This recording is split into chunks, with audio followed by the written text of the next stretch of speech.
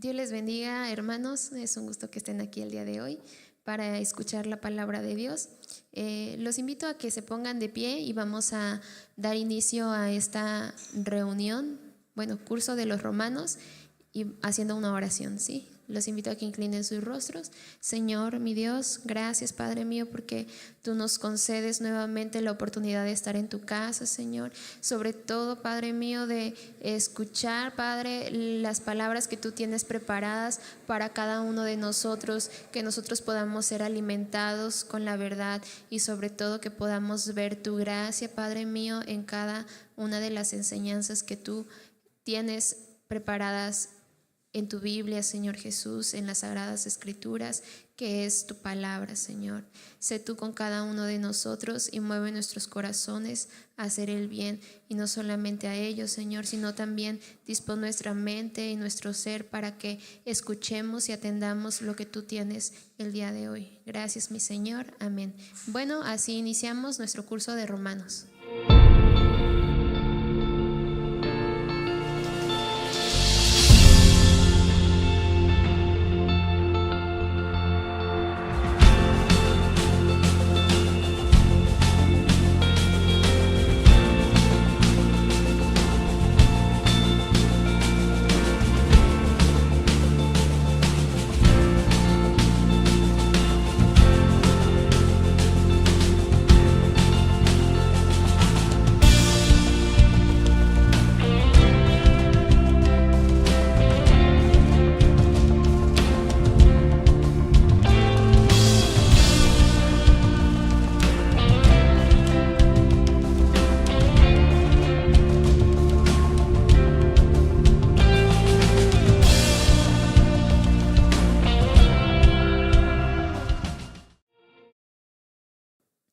Nuevamente Dios les bendiga, y la lección que corresponde al día de hoy es la lección de la salvación de los gentiles, que se encuentra en Romanos 11, del versículo 11 al 24. Este es el tema que vamos a estar estudiando el día de hoy, y los invito a que leamos Romanos 11, 22. Romanos 11, 22. Así como están, vamos a darle lectura en el nombre del Padre, del Hijo y del Espíritu Santo. Mira pues la bondad y la severidad de Dios, la severidad ciertamente para los que cayeron, pero la bondad para contigo si permaneces en esa bondad, pues de otra manera tú también serás cortado.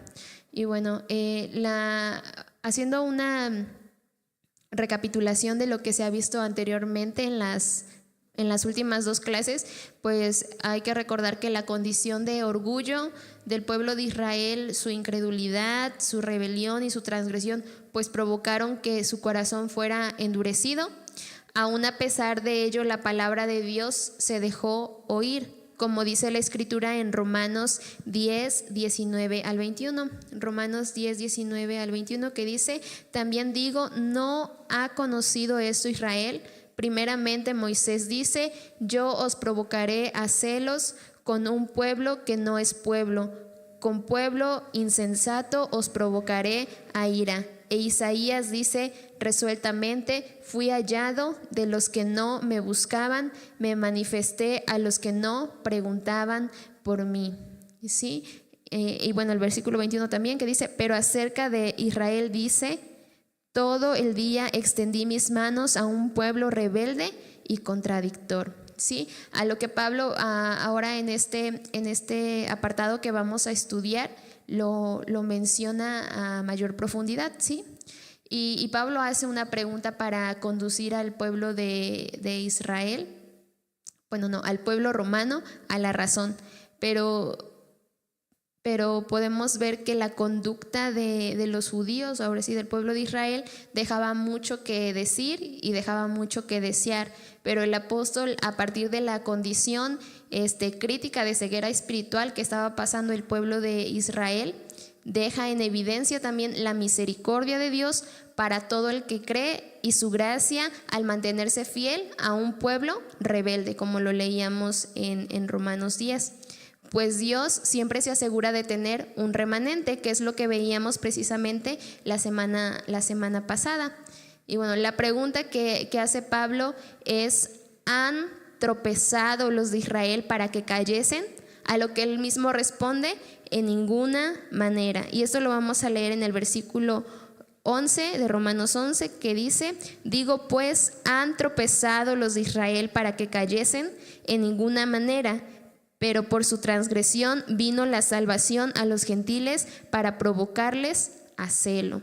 Y bueno, es necesario analizar lo tremendo de esta interrogante, pues lo que está diciendo Pablo es el pensamiento que estaban teniendo los romanos acerca de Israel, ¿sí? Y esta pregunta señala, así como ellos la pronuncian, señala la ruina espiritual como algo irremediable y sin solución o arreglo. Esa era lo que estaba diciendo los romanos. Han caído en la ruina espiritual, ya no tiene solución o arreglo. El pueblo de Israel, eso era lo que ellos estaban preguntando. Y esta pregunta, Pablo les dice: no, en ninguna manera. Y nos muestra cómo era percibido el pueblo escogido de Dios. Pero si nos damos cuenta también, Pablo pone un alto a los razonamientos, diciéndoles: no hay forma alguna de que Israel sea destituida. Israel es la nación de Dios, ellos solo han tenido un tropiezo, pero no quedarán en el suelo. Eso es lo que está diciendo Pablo cuando dice: en ninguna manera. Pero a través del paso en falso y la transgresión ha venido la salvación. ¿A quiénes? A los gentiles. Y el hecho de la falta de los judíos hace que la salvación llegue a los que no son pueblo, como lo leíamos en Romanos 10, para hacerlos parte del pueblo, es decir, que llega a cada uno de nosotros.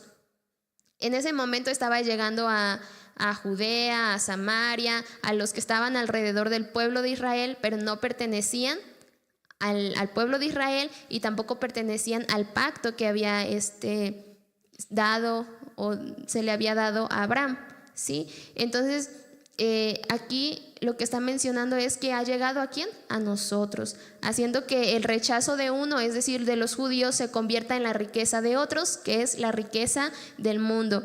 Si nosotros nos acordamos de lo que dice San Juan 1:11 al 12, dice: a los suyos vino y los suyos no le recibieron, mas a todos los que le recibieron, a los que creen en su nombre, les dio la potestad de ser hechos hijos de Dios, ¿sí? Y que Israel pasara por alto la ley de Dios, que ellos quebrantaran sus mandamientos y que rechazaran al Hijo, no hizo que la gracia decayera, sino que sobreabundara para con cada uno de nosotros. Entonces, Pablo nos dice que nuestro llamado a ser hijos de Dios tiene una finalidad en torno a Israel. Y Pablo lo menciona en este pasaje como la provocación a celos. Y es lo mismo que mencionaba en el capítulo 10, que era la provocación a celos. Y hagamos un paréntesis y tengamos en claro que la salvación a los gentiles era algo que ya había sido profetizado durante mucho tiempo atrás. Si nosotros nos ponemos a leer la Biblia, lo podemos encontrar desde el Antiguo Testamento. Aparece en Génesis 12:3, en Isaías 49:6, en Mateo 8:11 al 12, en Mateo 21:43, en Mateo 22:1 al 14 y en Hechos 13:46 al 47, Hechos 28:25 al 28. Todas estas citas y ahí más mencionan que los gentiles iban a tener salvación, que iba a llegar la salvación también a sus vidas. Pero Pablo lo retoma en este pasaje para que los romanos vean el amor de Dios y la elección de Israel no ha sido una elección mala o que Dios se haya equivocado, por lo cual Dios usa la salvación de los gentiles con el fin de atraer a su nación de regreso a Él, que es lo que vamos a ver en la siguiente clase, pero haciendo referencia a esto, que es en el versículo 25 al 27, que dice: porque no quiero, hermanos, que ignoréis este misterio, para que no seáis arrogantes en cuanto a vosotros mismos, que ha acontecido a Israel endurecido en parte hasta que haya entrado la plenitud de los gentiles. Y luego todo Israel será salvo, como está escrito: vendrán de Sión el libertador, que apartará de Jacob la impiedad. Y este será mi pacto con ellos cuando yo quite sus pecados. Entonces vemos que nuestro propósito, ¿cuál es? El de provocar a celo a Israel. Y la salvación de los gentiles, ese es un llamado para despertar a Israel, para que ellos puedan ver y también puedan sentir lo que han perdido. Por eso Pablo dice: para provocarles a celo. Es decir, que Israel, al contemplar las bendiciones espirituales que iba a tener la iglesia gentil, considerara su propia pérdida, o sea, todas las maravillas que Dios tenía preparados para ellos. Y no es que Dios haya abandonado a Israel, no, pero eso lo vamos a ver más adelante, ¿sí? Sino que iba a ser mucho mayor, y así como ellos iban a ver la pérdida que habían tenido, iban a ¿qué? A buscar a Cristo. Y provocar a celo a Israel no era para que el pueblo gentil se sintiera superior, sino para evidenciar aún más grandemente la gracia de la plenitud de Cristo. Por eso también Pablo les advierte que no deben ignorar este misterio para que sean arrogantes en su corazón, sino que con toda humildad y agradecimiento es lo que debe haber en cada uno de ellos. Así que nos dice que todo el que se jacta en su corazón es desechado, pero aquel que se humilla va a ser recibido ¿por quién?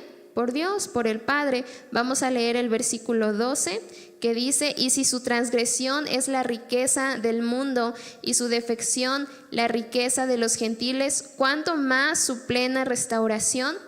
Pablo continúa diciendo que la riqueza del mundo vino a causa de la oposición en el corazón para abrigar la plenitud de Cristo, diciendo en un sentido más profundo y absoluto que lo errado de Israel, la crucifixión del Cordero sin mancha, que es el santo y justo, es lo que ha hecho posible la abundancia de la gracia para todos, que era lo que nosotros veíamos en San Juan 1, 11 y 12, ¿sí? Porque ellos le rechazaron, nosotros tuvimos la salvación, ¿sí? Tuvimos la gracia para nosotros.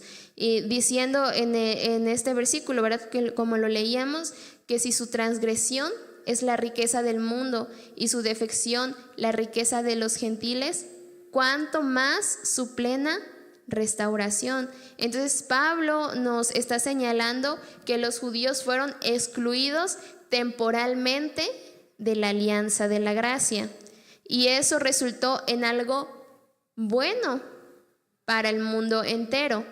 Pero también dice: ¿qué será cuando el pueblo sea restablecido y puesto en pie? Y hay que observar muy bien esto. Porque si su rechazo fue algo magnífico para nuestras vidas, ¿qué va a suceder cuando el pueblo de Israel sea restaurado? Cuando el pueblo de Israel se vuelva a su Creador, ¿qué habrá para nosotros? Sin duda alguna será una inmensa bendición para la humanidad el hecho de que Israel vuelva a Cristo, de que Israel vuelva a Jehová, a su Dios, ¿sí? Esto va a ser glorioso. ¿Por qué? Porque Jehová será su luz perpetua. Vamos a Isaías 60. Isaías 60, versículo 1 y versículo 15. Levántate, resplandece, porque ha venido tu luz y la gloria de Jehová ha nacido sobre ti. En vez de estar abandonada y aborrecida, tanto que nadie pasaba por ti, haré que seas una gloria eterna, el gozo de todos los siglos. ¿Sí? Entonces podemos ver que el Señor no va a abandonar a su pueblo, no lo va a dejar destituido para siempre, sino que el pacto que estableció con Abraham va a volver a ellos. ¿Por qué? Porque fue con ellos, ¿sí? Y podemos notar ahora en Romanos, en el versículo 13 del capítulo 11, que nos dice el apóstol, porque a vosotros hablo, gentiles, por cuanto soy apóstol, a los gentiles honro mi ministerio, ¿sí? Y aquí el apóstol sabe perfectamente dónde está parado y que es proclamar el evangelio de Jesucristo. Pero al mismo tiempo en el versículo 14 nos dice: por si en alguna manera puedo provocar a celos a los de mi sangre y hacerles salvos alguno de ellos. ¿Sí? Entonces nos hace entender que cuán grande es el amor que sentía por el pueblo de Israel, porque ellos eran su sangre. Él pertenecía al pueblo de Israel. Entonces Pablo aquí se está encargando de recalcar que ningún gentil llamado a Cristo debe enorgullecerse en su corazón contra Israel, pues fue por causa de ellos la admisión que hemos tenido nosotros al pacto, de modo que hay esperanza para Israel en lo porvenir, como lo leíamos en Isaías. Y Isaías nos dice todo lo que va a suceder con Israel cuando ellos lleguen a su plenitud. ¿Por qué? Porque es lo que nosotros debemos motivar. Como les mencionaba, es el llamado que el Señor nos ha hecho: provocar a celo. Y no es provocar a celo como lo conocemos en el mundo, ¿no?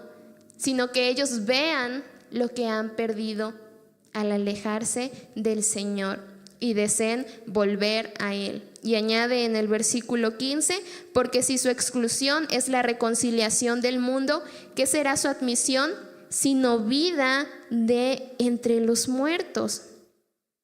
Y esto es algo impresionante, ¿sí? La admisión del pueblo de Israel es comparada por el apóstol como vida de entre los muertos.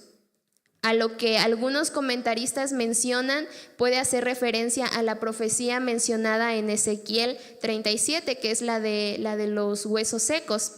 O bien se puede hablar en un sentido literal, hablando de la resurrección, y admitir que con la conversión del pueblo de Israel el reinado de Dios será cumplido y que entonces tendrá lugar la resurrección de los muertos y la vida eterna en la gloria.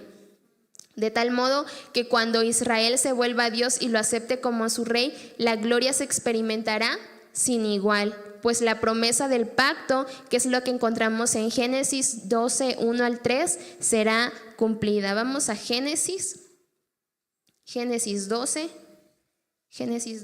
1 al 3.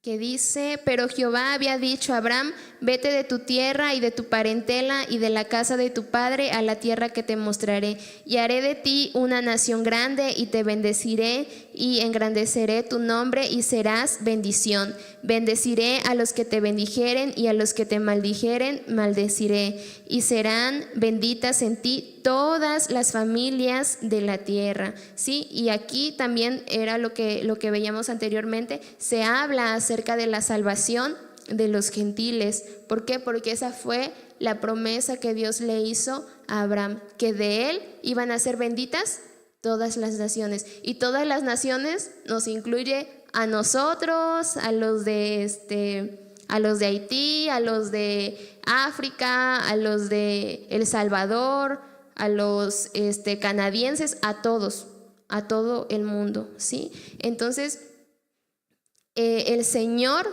no va a desechar para siempre a su pueblo, pues Él no miente y sus promesas las cumple.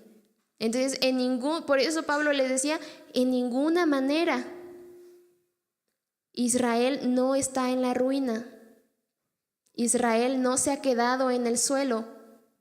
Israel no se va a quedar ahí para siempre, sino que ellos se van a levantar. ¿Por qué? Porque la palabra del Señor es fiel. Y el Señor le había dicho, en ti serán benditas todas las naciones de la tierra. Entonces Israel no puede quedarse en la condición espiritual de la ruina, ¿sí? El amor y afecto de Dios hacia Israel, su pueblo elegido, no cambia a pesar del duro corazón de su nación. Por eso, como dijo un autor llamado Munk, no importa lo extraño que suene, el camino para la salvación de Israel es a través de la misión de los gentiles.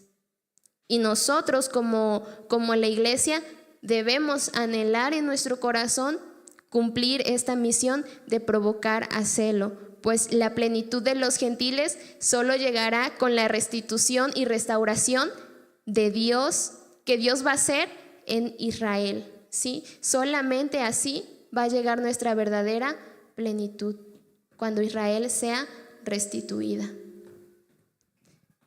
Y es impresionante, ¿no? Porque a veces criticamos mucho nos ha pasado como a los romanos, ¿no?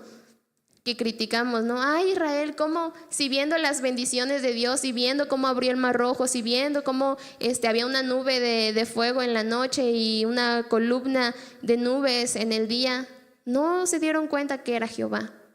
No lo amaron con su corazón.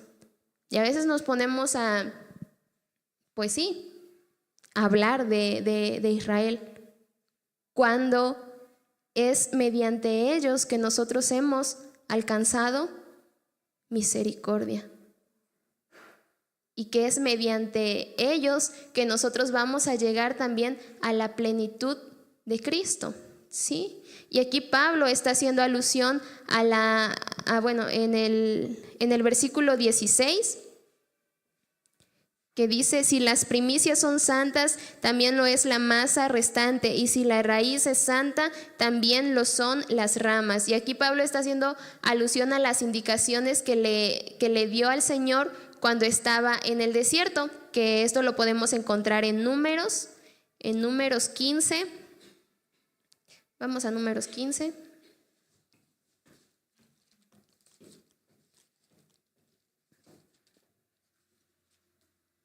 Números 15 del 17 al 21, que dice: también habló Jehová a Moisés diciendo: habla a los hijos de Israel y diles: cuando hayáis entrado en la tierra a la cual yo os llevo, cuando comencéis a comer del pan de la tierra, ofreceréis ofrenda a Jehová. De lo primero que amaséis ofreceréis una torta en ofrenda, como la ofrenda de la era, así la ofreceréis. De las primicias de vuestra masa daréis a Jehová ofrenda por vuestras generaciones, ¿sí? Y ahora Pablo está haciendo alusión a esta práctica acá en Romanos 11, relacionándolo de la misma forma, que si como la primicia era santa, todo lo demás era hecho santo, explicando a los romanos en un símbolo espiritual que así como Dios seleccionó a los patriarcas como la masa de las primicias, así también sería su descendencia, que es la nación de Israel, una nación santa, ¿sí? Y Pablo les aclara, como cuando nosotros le enseñamos a los niños y no entienden con un ejemplo, les da otro. Pablo hace lo mismo aquí y les aclara con el ejemplo de un árbol, tomando a la raíz como el pacto establecido con Abraham, Isaac y Jacob, que son los patriarcas, que es un pacto santo e irrevocable, de donde se sustenta todo el árbol, que es la descendencia. Sí, lo podemos ver de esta forma, y esto también lo pueden ver en Lucas 1:73 al 75. Vamos a leer Lucas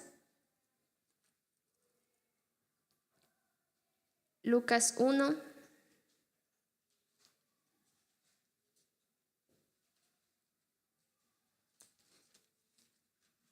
73 al 75, que dice: del juramento que hizo Abraham nuestro padre, que nos había de conceder, que librados de nuestros enemigos sin temor le serviríamos en santidad y en justicia delante de él todos nuestros días. ¿Sí? Entonces esto quiere decir que el pacto es irrevocable, ¿sí? Y este apartado bíblico, si nosotros lo leemos y lo entendemos, es un pasaje muy hermoso, pero es cierto que el apóstol ilustra también cómo y por qué motivo somos nosotros partícipes de la promesa y cómo fue que nosotros recibimos el regalo de la salvación, pero también nos ilustra cómo debe ser el corazón del que es injertado al pueblo santo, ¿sí? Y podemos ir a Gálatas 3:29 que dice: y si vosotros sois de Cristo, ciertamente el linaje de Abraham sois y herederos según la promesa. Nosotros somos ahora parte ¿de qué? Del linaje escogido, somos pueblo de Dios, somos nación santa por fe y en fe. Pero el Espíritu Santo, por medio del apóstol Pablo, le dice a la iglesia en Roma, y ahora, claro está a nosotros, la actitud que debe haber en nuestro corazón y del ser interior que debe existir en tu vida y también en la mía. Y esto lo podemos ver a lo largo de los versículos del 17 al 22, donde hace referencia a esto precisamente, a lo que debe nacer, debe aflorar en nuestro interior, en nuestra vida. Y hace algún tiempo leía que toda la escritura nos lleva hacia la cruz y obviamente a ver la muerte del Hijo, que es la que nos ha hecho introducirnos a la gracia, ¿sí? Y Pablo no omite esta verdad aquí en ninguno de los versículos, más bien lo reafirma al decir: ha sido hecho partícipe de la raíz y de la rica savia del olivo. Y podemos ver con esto que Pablo dice: la bendición de Dios ha venido a ti, porque ahora tú has sido añadido al pacto prometido a Israel. Has venido a la verdadera vida solamente por gracia. Ahora puedes disfrutar de la vida de Dios. Eso es lo que está diciendo aquí cuando en el versículo 17 nos dice: y ha sido hecho participante de la raíz y de la rica savia del olivo, ¿sí? Entonces, ¿y por qué? Bueno, hay que entender primero esto, ¿no? ¿Y por qué Pablo usa esta alusión del olivo para referirse a la unión de los gentiles a la promesa? Bueno, esto es porque el olivo cultivado en el Antiguo Testamento era un símbolo de la nación de Israel. Vamos a Jeremías 11. Jeremías 11, 16 y 17, que dice: olivo verde, hermoso en su fruto y en su parecer, llamó Jehová tu nombre. Y a la voz de recio estrépito hizo encender fuego sobre él y quebraron sus ramas, porque Jehová de los ejércitos que te plantó ha pronunciado mal contra ti a causa de la maldad que la casa de Israel y la casa de Judá han hecho, provocándome a ira con incensar a Baal. ¿Sí? Entonces aquí podemos ver cómo el pueblo de Israel es comparado o se le llama olivo, ¿sí? Una planta de olivo verde. Y también podemos ver esto en Oseas 14:4 y también en el versículo 6, ¿sí? Ustedes pueden leerlo. De modo que el olivo silvestre representa a los gentiles. El olivo natural representa ¿a quién? A Israel. Y el olivo silvestre representa a los gentiles, a todas las demás naciones, ¿sí? Eso para que les quede claro lo que voy a explicar a continuación. Entonces, las ramas injertadas son ¿quiénes? Los creyentes gentiles, porque es lo que, si ustedes van leyendo con su vista en Romanos 11, a partir del versículo 17, pueden comprender un poco mejor. No lo voy a leer porque si no, no me va a dar tiempo. Pero ustedes pueden ir leyéndolo con su vista.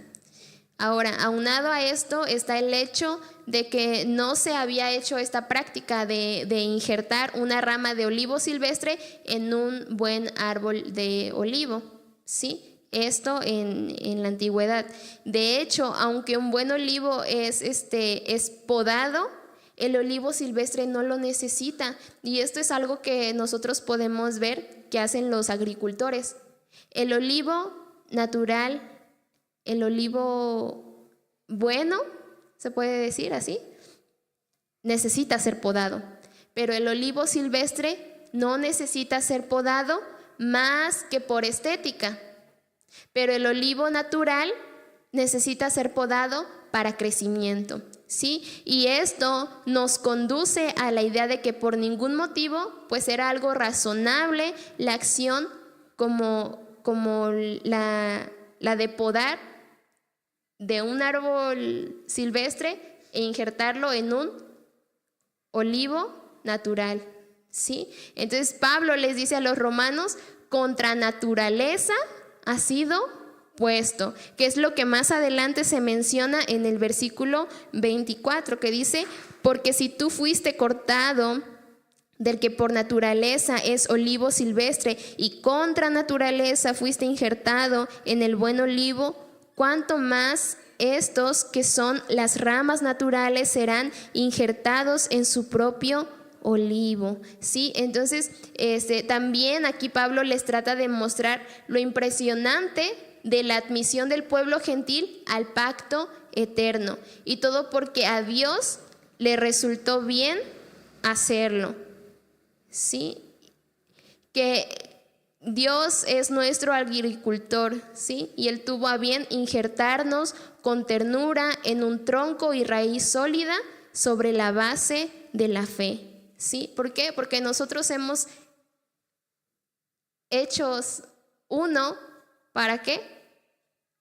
Para dar buenos frutos, pero todo esto es por medio de la fe, ¿sí? Y Pablo aquí hace referencia a las actitudes del corazón y los hechos prácticos que no deben haber entre los que son insertados en el buen olivo y que no debe existir entre los que ahora son parte de la promesa, esto es la iglesia de los gentiles, que somos nosotros. Diciendo en el versículo 18 al 20, no te jactes contra las ramas, y si te jactas, sabe que no sustentas tú a la raíz, sino la raíz a ti, pues las ramas, dirás, fueron desgajadas para que yo fuese injertado. Bien, por su incredulidad fueron desgajadas, pero tú por la fe estás en pie. No te ensoberbezcas, sino teme. Entonces aquí nos está diciendo, no te jactes, no seas incrédulo, no te ensoberbezcas, ¿sí? El apóstol da una clara advertencia. Le está diciendo a todo el pueblo gentil, en este caso le está diciendo primeramente a los romanos que fueron adheridos, que no se halle arrogancia, altivez, jactancia, pretensión o vanagloria en ti o en nosotros, ¿sí? No te enorgullezcas y caigas en la soberbia diciendo, Dios ha quitado a Israel para que yo fuese en su lugar. Este pensamiento y tu alta estimación te llevará a hacer nada frente a los ojos de Dios y solo provocarás que sea separado con violencia de la cepa, del tronco. Eso era lo que le estaba diciendo Pablo a ¿quién? A los romanos, y que nos dice a nosotros, no te creas mucho. Así de una forma muy sencilla, ¿no? No eleves tu corazón y digas, soy mejor que Israel. Porque no es así. Aquí así nos lo está diciendo, nos está dejando caer la piedra a Pablo, ¿no? Así como, si te sentías mucho, ahí te va, ¿no? ¿Por qué? Porque no.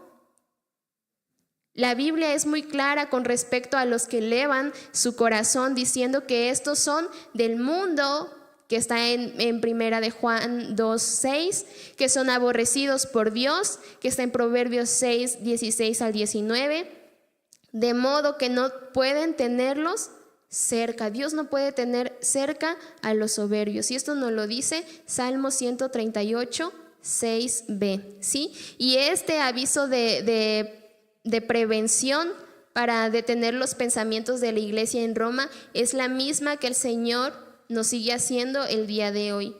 Pablo le dice a Roma y ahora a todos los que leemos las Sagradas Escrituras: no cierres tu corazón para ver y creer lo que Dios ha hecho y ha dicho. No cierres tu corazón.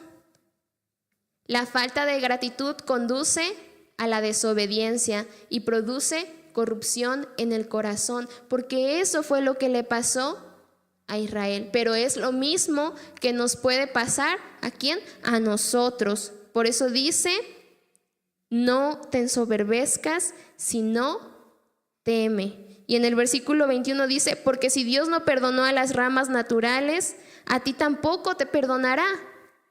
Entonces no hay nada por lo que nosotros debamos jactarnos o ensoberbecernos, pues de lo más bajo nos ha tomado el Señor. Así que no hay motivo para que nosotros también seamos incrédulos. ¿Por qué? Porque Él es fiel y su palabra es ejecutada en su tiempo.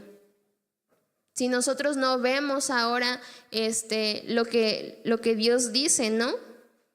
Que las ramas naturales van a volver a ser injertadas, no hace falta que nosotros lo veamos.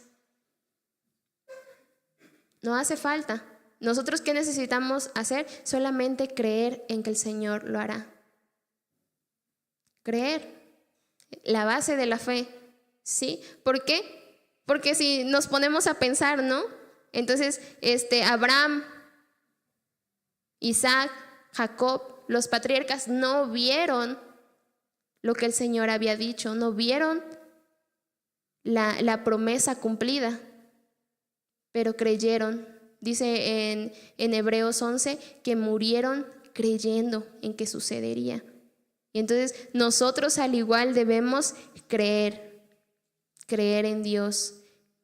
Y antes bien, lo que debe aflorar en nuestro corazón, en todos aquellos que hemos sido injertados al pueblo de Dios, es primeramente fe, temor y bondad, que es lo que también nos dice en estos versículos del 20 al 22. Dice: bien, por su incredulidad fueron desgajadas, pero tú por fe estás en pie. No te ensoberbezcas, sino teme.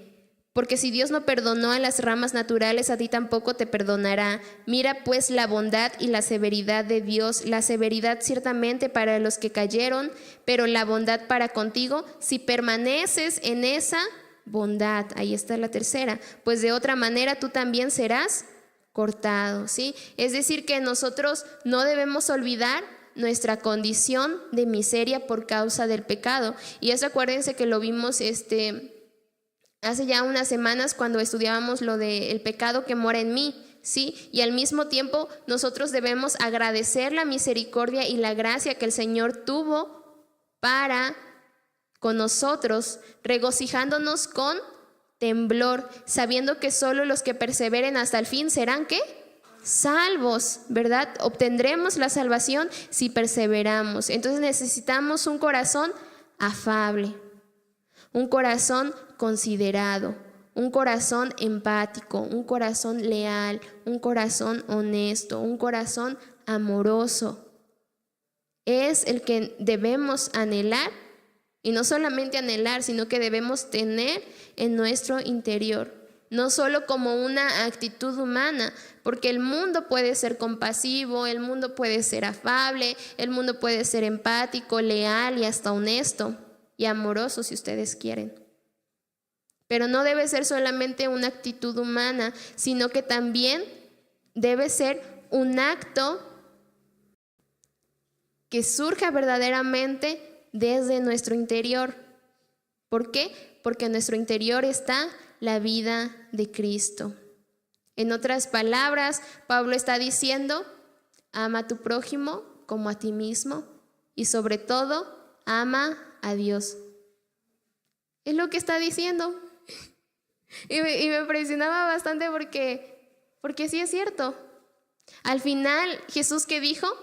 Toda la ley y los mandamientos se reducen en esto: amarás a Dios y amarás a tu prójimo. Entonces el cumplimiento de este mandamiento lleva al pueblo de Dios a la total eliminación del orgullo, de la jactancia, de la incredulidad, de la soberbia. Digo estos porque son los que se mencionan en este pasaje bíblico, pero obviamente elimina toda la carnalidad, todo lo del mundo que hay en nuestro interior, de modo que la fe, el temor y la bondad se vuelven distintivos del creyente, ¿sí? Y es cierto que la incredulidad puso duro el corazón de Israel y los llevó a tropezar.